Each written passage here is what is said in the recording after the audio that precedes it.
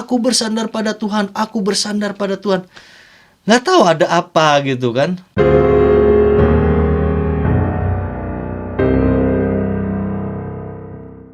Halo guys, gimana kabar kalian hari ini? Apakah sehat-sehat? Atau masih susah? Kalau lu susah sama gua guys. Aduh, garing gak sih? Kali ini untuk ngibur kalian, gua punya cerita tentang hilangnya pesawat secara misterius. Pesawat tersebut sampai saat ini tidak ditemukan. Kita mulai dulu cerita yang pertama. Ini tentang Amelia Earhart. Amelia Earhart itu adalah seorang pilot wanita pertama yang berhasil menyeberangi Samudra Atlantik. Setelah dia berhasil menyeberangi Samudra Atlantik, dia itu merasa tidak puas guys. Dia pengen jadi wanita pertama yang berhasil berkeliling dunia. Jadi dia pada tahun 1937 dia ngajak seorang temannya co-pilot tuh, jadi co-pilot ya, namanya si Fred Noonan. Dia rencana menerbangkan pesawat keliling bumi itu sepanjang 47.000 kilometer. Ceritanya kan mereka berangkat nih, si Amelia sama si Fred nih, sampai mereka udah menempuh 35.000 kilometer. Mereka sampainya itu di kota Lae di Papua New Guinea. Mereka mengisi akomodasinya, mengisi bahan bakarnya gitu sebelum melanjutkan perjalanan. Setelah beres tuh ngisi-ngisi segala macemnya, mereka berangkat lagi nih. Sampai mereka melewati Samudra Pasifik di atas Pulau Howland namanya. Di atas Pulau Howland itu di Samudra Pasifik. Jadi di Pulau Howland tersebut ada di situ ada kapal pengawas pengontrol mereka gitu. Jadi mereka diawasi terus kan, tetap aja nggak dilepas tuh sama pemerintahannya tuh, dikontrol terus. Jadi si Emily ini ngirim sinyal. Jadi kelihatannya mereka itu mengalami kesulitan guys. Tiba-tiba hilang, mengalami kesulitan, terus mengirimkan transmisi. Mereka bilang ke kapal pengawas mereka itu, kami pasti berada di atas kalian, tapi kami tidak bisa melihat kalian. Jadi dia itu seolah-olah ada di atas kapal itu, di atas kapal pengawas itu, tapi nggak bisa ngelihat ke kapal itu gitu guys. Amelia ini bilang lagi, KHAQQ, calling Itasca. We are on the line 157337. We are running on the line north and south. gitu kata Amelia sebelum hilang. Kemudian di International Group of Historic Aircraft Recovery itu semacam semacam tim SAR ya, tapi untuk pesawat gitu. Mereka menyatakan bahwa angka-angka yang diberikan oleh angka-angka koordinat tadi yang diberikan oleh Amelia itu merupakan koordinat garis lintang dan bujur yang mereka lewati. Jadi si kapal itu sebenarnya ada di jalurnya si Amelia waktu mengirimkan pesan-pesan tersebut. Nggak jauh sebenarnya, dekat gitu loh.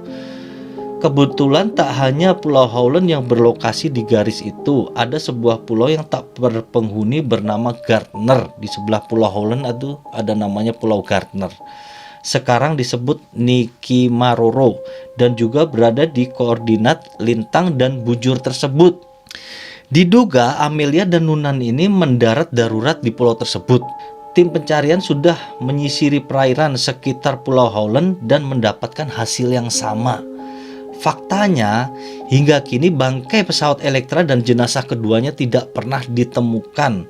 Penyebab keduanya pun jatuh tidak diketahui sampai sekarang.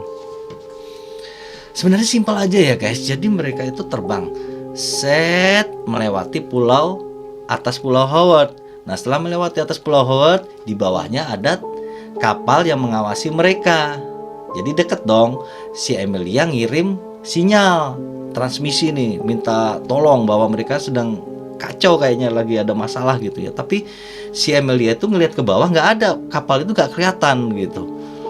Udah gitu tahu-tahu transmisi si Amelia ini hilang. Nah begitu hilang, udah aja nggak ada. Dicari-cari kemana-mana nggak ada tuh berdua, pesawatnya hilang sampai sekarang. Itu yang pertama guys. Yang kedua ada namanya Flight 19. Ceritanya penerbangan ini seharusnya menjadi penerbangan latihan rutin normal. Jadi Flight 19 itu pesawat angkatan udara guys. Pada 5 Desember tahun 1945, tepatnya jam 2:10, 5 pesawat pembom TBM Avenger lepas landas dari Florida.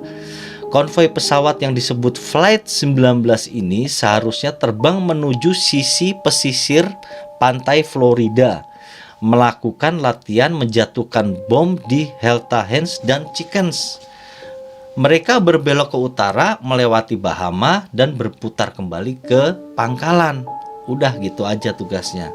Pemimpin konvoi ini namanya Letnan Charles C. Taylor. Dia itu seorang pilot yang sangat berpengalaman, jam terbangnya udah tinggi banget guys. Tapi sesuatu yang aneh terjadi saat mereka itu berbelok menuju utara.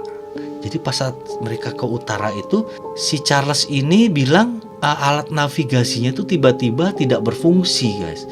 Dan konvoi mereka ini yang 5 pesawat tadi terbangnya itu bukan ke utara, malah ngaco ke arah yang lain gitu. Udah gitu tambah kacau lagi karena terjadi badai. Pesawat mereka diterjang badai saat itu. Hujan kencang, awan tebal mengurangi jarak pandang mereka. Mereka kehilangan arah, semakin kacau. Salah seorang pilot mengatakan melalui radio, "Aku tidak tahu di mana kita sekarang. Kita pasti tersesat." Kemudian Flight 19 pun terbang semakin jauh dari Florida, semakin jauh, sampai bahan bakar mereka itu menipis. Hingga Charles terdengar mempersiapkan anak-anak buahnya untuk menghadapi kemungkinan terburuk, yaitu pendaratan darurat. Dia mengomandoi anak buahnya melalui radio telekomunikasi. "Kita harus meninggalkan pesawat kecuali jika kita jatuh di daratan. Kita harus mendarat."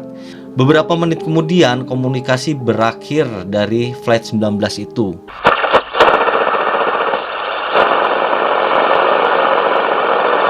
Segera tim pencari dikirimkan. Sepasang pesawat PBM Mariner terbang menyusul lokasi yang diperkirakan tempat konvoi itu berada.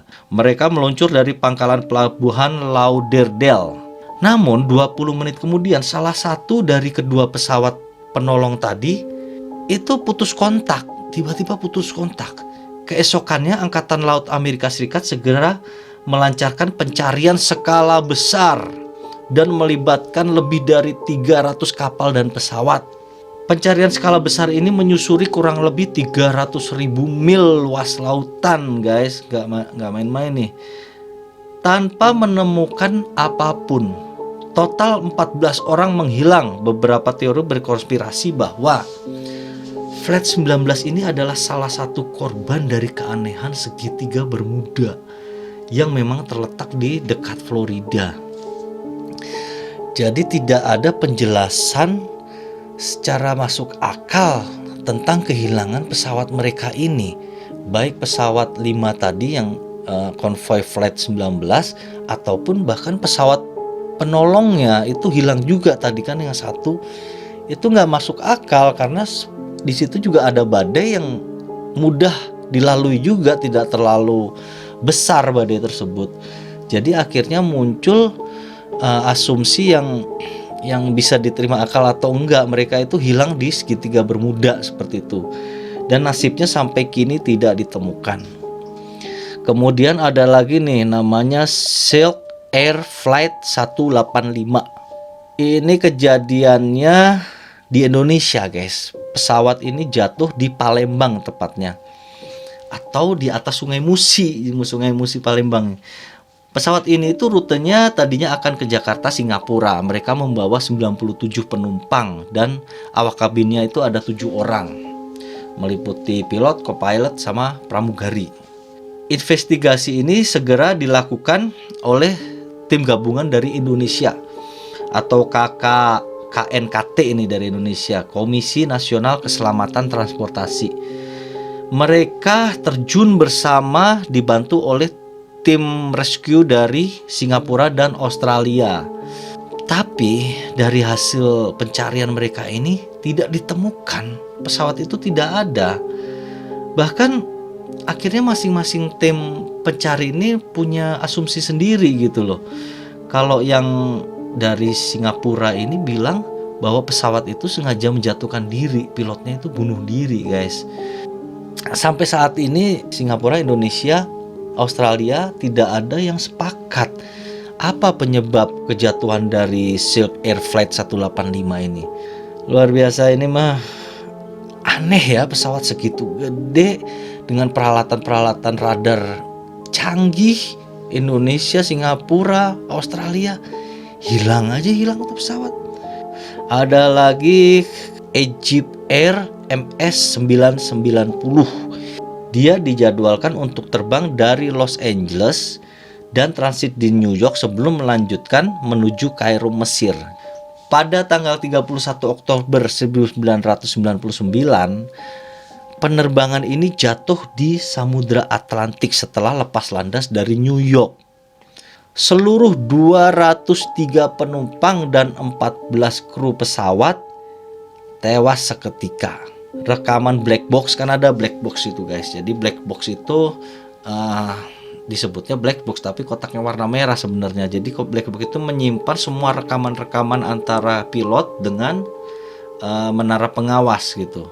Di rekaman black box sepanjang 2 menit 34 detik yang ditemukan mengungkapkan detik-detik terakhir dalam kokpit. Hanya suara sang pilot nih, Ahmed El Habasi, dan kopilot Gamel Al Batuti yang teridentifikasi di rekaman tersebut. Sang kapten sedang izin ke toilet. Bunyi-bunyi mesin mulai terdengar saat itu. Bunyi-bunyi mesin something wrong gitu kali ya.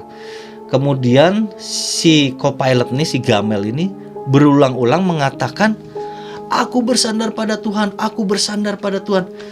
Nggak tahu ada apa gitu kan.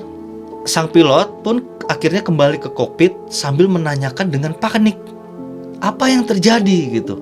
"Apa kau mematikan mesinnya?" Si co-pilot tidak mengatakan apapun. Nggak terdengar jawaban apapun dari si black box. Dia hanya mengulangi kalimatnya berkali-kali, "Aku bersandar pada Tuhan, aku bersandar pada Tuhan." Tak lama kemudian rekaman pun hilang. Rekamannya berakhir. Banyak teori mengenai penyebab jatuhnya pesawat ini ya muncul dari rekaman tersebut gitu. Ada yang mengatakan bahwa pesawat jatuh karena kegagalan mesin. Mungkin karena suara-suara aneh tadi ya. Tapi banyak juga yang menyoroti pertanyaan Ahmed kepada Gamel yang tidak dijawab. Menurut mereka, Gamel ini sengaja mematikan mesin dan menjatuhkan pesawat untuk bunuh diri.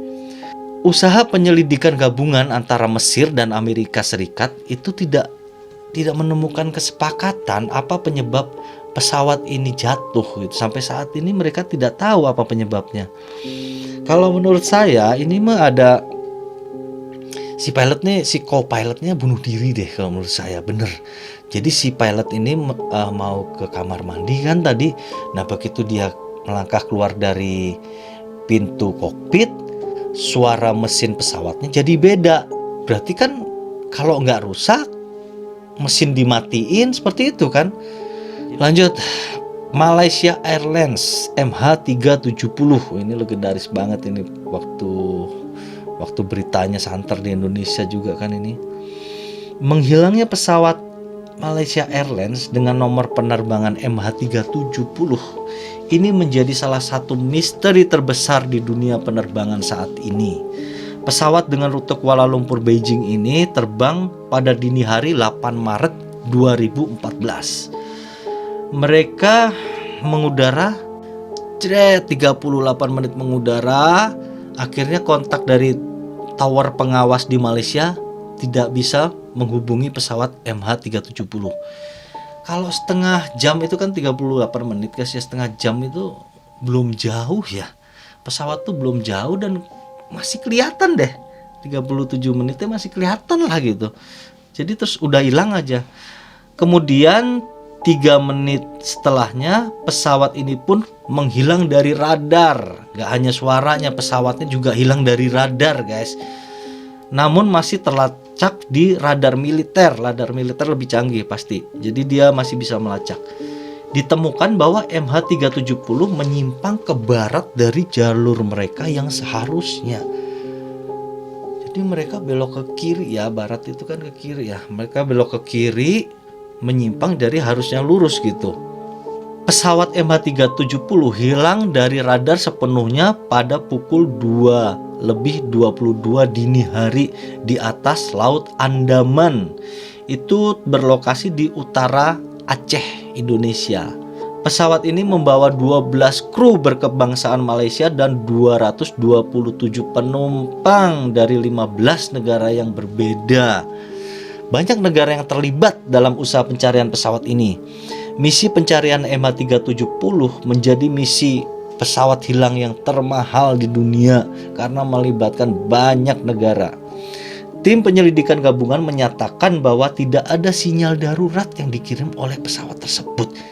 Gak ada sinyal darurat, gue lagi bahaya nih guys, kirim sinyal tuh gak ada gitu. Jadi tahu-tahu hilang aja gitu pesawatnya. Kepolisian Malaysia mengidentifikasi kru kokpit sebagai tersangka apabila terjadi intervensi manusia dalam kecelakaan tersebut atau menghilangnya pesawat tersebut. Kecurigaan terhadap kru kokpit pun muncul karena dua komunikasi yang mencurigakan yang dilakukan oleh ATC. Jadi si kru ini sempat melakukan 2 kali komunikasi dengan tower pengawas itu ya, tapi komunikasinya itu mencurigakan. Di sini pertama, mereka mengulang informasi yang sama telah disampaikan 6 menit sebelumnya. Kemudian pesawat memutus kontak dengan menara kontrol Kuala Lumpur di Malaysia. Waktu serah terima dengan menara kontrol Ho Chi Minh City di Vietnam. Beberapa puing bagian pesawat telah ditemukan, namun tidak banyak membantu dalam menentukan apa penyebab pesawat tersebut hilang. Black box-nya pun belum ditemukan sampai sekarang. Penyebab jatuhnya pesawat pun hingga kini tidak diketahui. Memang kalau kita lihat dari secara masuk akal ya istilahnya, harusnya kejadian-kejadian ini tidak seharusnya terjadi gitu guys. Pertama ada kayak badai itu hal yang biasa gitu ya bagi pesawat-pesawat itu, turbulence itu disebutnya. Tapi tiba-tiba hilang kontak, hilang dari radar.